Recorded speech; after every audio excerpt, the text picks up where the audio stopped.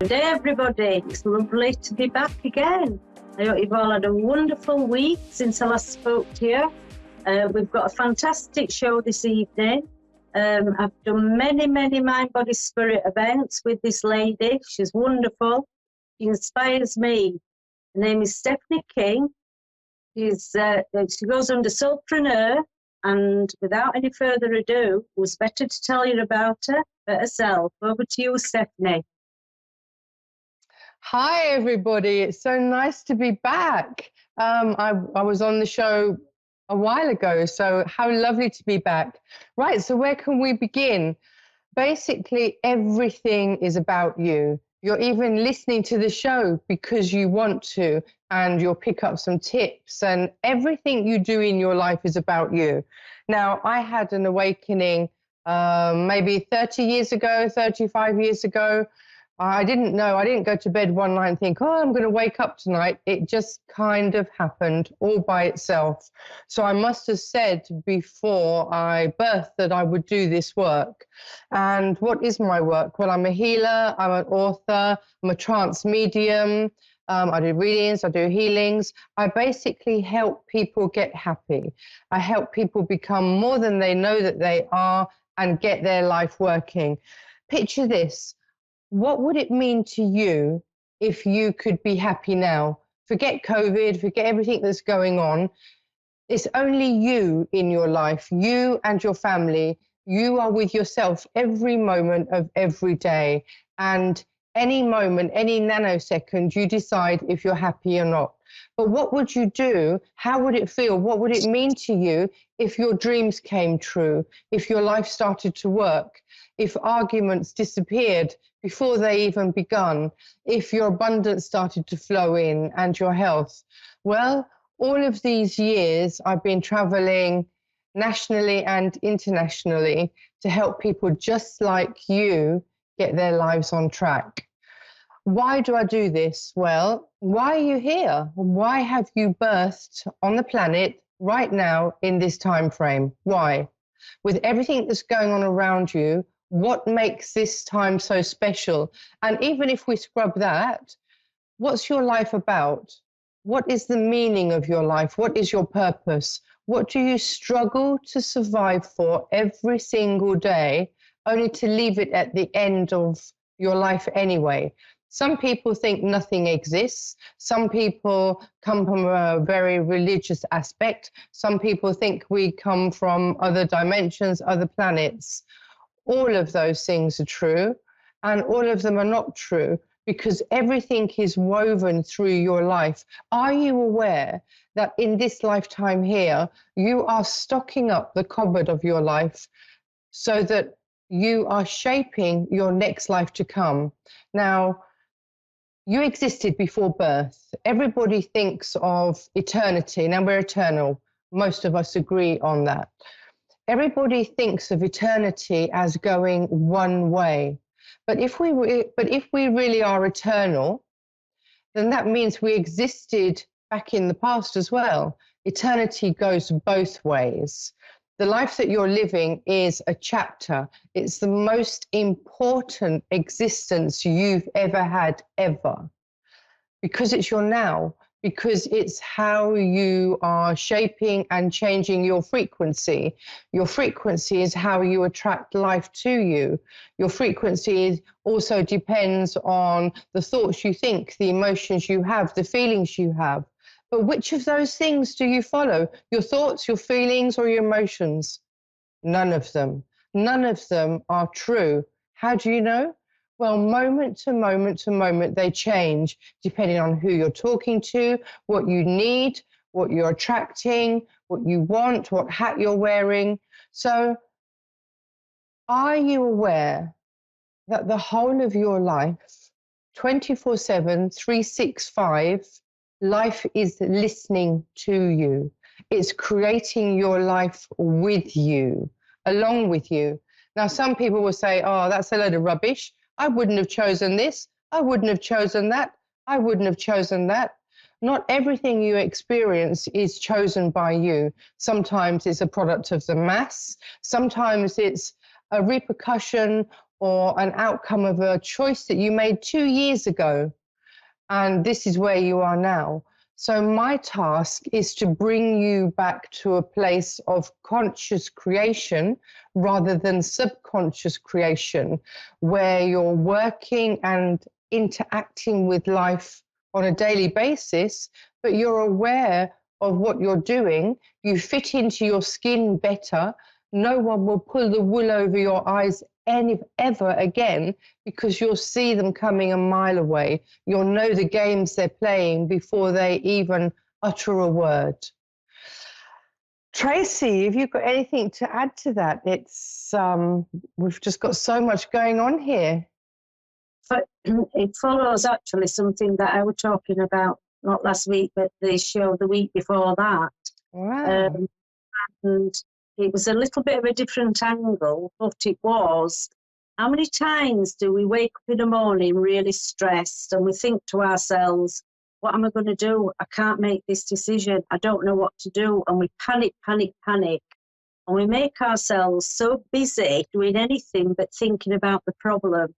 Then all of a sudden, as the day goes on and we relax and we put our feet up and we have a cup of tea, or if it's an evening, some people have a glass of wine, whatever, and we just sit, and then all of a sudden something in our mind tells us the answer to the problem.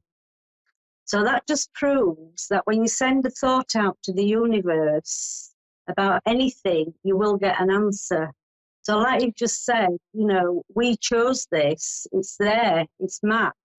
The answers are there. The universe is there, full of knowledge. We've all got our own universal law, and that universal law is there to lean on. While we're busy thinking about the physical things, like dropping the kids off at school, washing up, anything, work, anything, not to think about the problem, you don't get the answer. So, and sometimes you'll meet someone on that day, you'll think, oh, I've never met that person before, and they said something to me, and that really resonates. And that's what I was thinking about this morning with my stress. So that's like a bit of a different handle, but it's the same thing, isn't it? Well, the thing is that each one of us is part of life. Life is connected to us. We're connected to life. But we are wrong to believe that we are separate, sealed individual units. Each one of us is energetically connected through our life force, through our soul, to the greater soul, which is life itself. Now, you mentioned a moment ago that everything's mapped out. It is to a certain extent, but one must always remember that we have free will. Now, free will means in any moment we have a choice. A choice always means that there's always a minimum of 2 paths. Otherwise, it's not a choice, it's a definite. So because of free will, we get to choose how we feel, how we think, how we're going to interact moment to moment, and what thoughts and actions we're going to connect to us. So free will is actually the thing that drives the planet, although overall we do have a soul agenda. We place triggers and targets and goals in certain places, kind of to keep us on track, in line with what it is that we want to achieve in this lifetime. But we also chose the people we birthed with, the friends we have, the people we connect with, and we learn as much from each other as we do from our own actions. And I want to say, thank the Lord that we don't have to experience everything we know firsthand. Life is like a symphony in motion. So the products that I've created are like a lifeline. If life is listening to you 24/7, which you does it listen to? How does it really know what you want and what you don't want when you think about the jumble of thoughts that you produce any moment, any minute, any hour? So life itself operates on a time delay system to stop everything crashing together, but also to give us a chance to fine tune what it is that we want to play with life in our mind and to attract more in line with what we want to produce. So the thing is, we're really good at helping other people. And even when we're mediums and healers, we're still really good at helping other people, but we're rubbish at ourselves. Now, life is working with us 24/7. It cannot step in under any circumstance unless there's something right at the end of your life when it snatches you away from harm. Life cannot step in at any point to override anyone's free will. So the thing is, it's desperate to speak with us, it's desperate to make a connection with us, and it's desperate to help us. If you think of nature, nature takes care of its own. We are part of nature, but nobody told us that. Everybody told us that we had to struggle and do anything to survive. We had to build up a home, a lifetime, a career. Everything falls on our shoulders. But that's not true. Nature takes care of its own. So when we allow some room for nature, for life, for consciousness to speak with us, magic starts to happen. Not only do you become more self-aware of what you're accepting, what you're creating with your thoughts, what you're attracting, but you also become more aware of how you fit into society, how people are trying to pull you or push you for their own gains. You have to remember that you are in charge of your life, nobody else is. And the thing is, you can't stand at the pearly gates and say, well, how do I know my happiness wasn't there? How do I know my happiness wasn't there? You never gave it to me. The thing is that life's purpose is to look after us and to provide, because in providing for us and us getting happier, our frequency is better. And then as individual channels and people, what we give back to life is purifying and better. So it's like a vessel that's working to its maximum capacity. So life itself, Earth, has a better state of health. Think about it this way. If you have a pain in your arm or your finger, it pulls your whole energy down of your body because all you feel is the pain. And in that moment, your arm or your finger isn't working properly. And you could say the same for each of us. If we live a walking sleep, then we're not functioning properly. We're at the mercy of life. But as soon as we come online and come into consciousness and start working with the divine, working with life, working in tune with your soul agenda and with each other, then the focus shifts away from us, but we suddenly come online and think, how can I serve? How can I make this life better? What is it that I have come here to produce? What does my soul want to do? How do I feel happiest? What am I going to leave behind me in my wake? And more importantly, what am I going to be responsible for when I do get back home and see my life agenda? Because another book that I wrote is absolute proof again that life continues. And the reason that's important is if life continues, that means you also take with you the things done, undone, finished, not finished, and accomplished to the other side of life.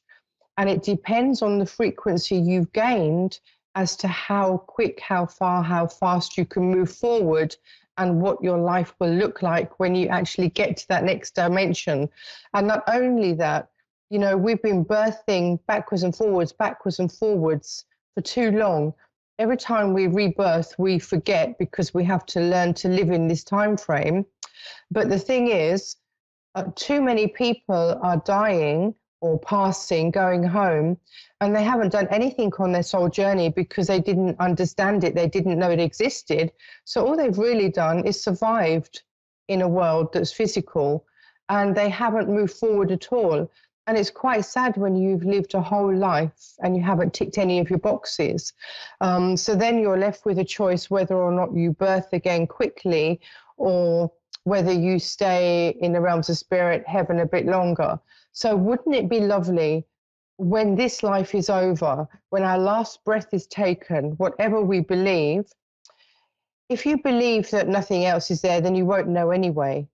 But if we're absolutely right and life does continue, wouldn't it be lovely to know that we've done our best? Even if our best is less than we wanted it to be, wouldn't it be lovely to know that we did our best from the moment we realized and we tried?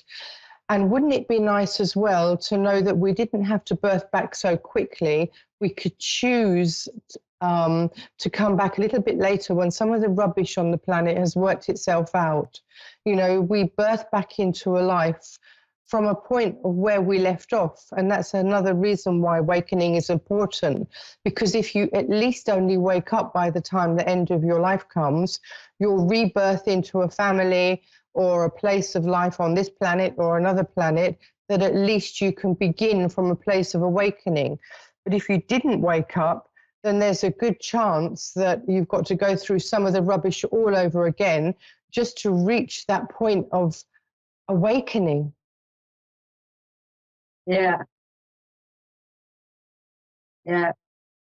Well, that's it. Well, it's like when somebody said to me when I was on stage, and somebody asked me about reincarnation, and they said, you know, about spirit, and they said, you know, well, you can see spirit if that from centuries old. However, we reincarnate, and that's when I picked up from my highest guide. You know, the spirit of Tracy Poskitt will always be in spirit, but the soul of Tracy Poskitt will come back and learn the lessons or do or finish off what she didn't do in a previous life. So, and probably be Joe Bloggs. So that mirrors that. So what happens when we are light workers, it doesn't matter. You can read book upon book upon book, and there's many books that are very similar because we're all being channeled the same thing, but we all have different personalities and put it over in a different way. So I, you know, like you say, you've got it channeled that way, which is brilliant. So what's the name of that book, Stephanie? Which one? The one about proving life after death. Yeah. It's called Grave Doubts. Have you got? I've got a copy of it here. Let me just have a quick look. To everybody. So that's Grave Doubts. Yeah. You can get it on Amazon. You can get it from my website. It's hard for me to show it here. That's it. There you go. Yeah. Yeah. So it's a real afterlife testimonial. I won't tell you too much because it'll take the essence away. But the thing is, the person who passed didn't believe in any of this, and of course it's real. So they too had lived a life poo-pooing it. Although I did find out when I was channeling just before they left, they did start to wake up. But if you've lived, you know, a full life and cried wolf, how do you come back from that? But going back to what you're saying about reincarnation, you know, I have heard stories that people have spoken to their guides, who have spoken to spirit, and some spirits say, no, there's no such thing as reincarnation. But you must remember that as on life, or as on earth, so we are in spirit. People can live a whole lifetime, even now, here on earth, and be totally unaware that the realm of spirit and all of this information exists. So from birth till death, they can live a full life, but be totally unaware. When we go back to spirit, we don't suddenly become all-knowing. So if all of their family, all of their friends, all of their soul group are still unaware that life continues, they won't be aware even in spirit, because they will still be looking to find where they belong and who they are and find their happy ever after, as we are here on earth. If you think about it, everything that we ever do is looking to know who we are and looking to feel loved and needed and wanted and find our niche. But it's even more so in the realms of spirit. So picture this: if you live a full life and you've worked hard all your life. My dad, for example, he's still here. His hobby is fixing cars and gardening and stuff like that. But all of his life, he's never had time to do it or the money to do it. He worked and worked and worked at his job. And then he got ill, and now he's too old and poorly, and his mind is not there to that. So he if he hasn't grasped that this is real, which I think he may have done now because through me, I don't know. If he hadn't grasped that it's real, when he goes home to spirit, he might want to spend his time doing the things that he couldn't do here, because to him, that might be where his happiness is. And then if the rest of the family would have gone back home to spirit and not known this information, nobody still would be aware that life continues. So you can stay in a realm of spirit 200, 300, 500 years, still quite happy, not knowing that all this is real. But the whole purpose of life is to evolve. Everything in nature is about evolving, and we're exactly the same.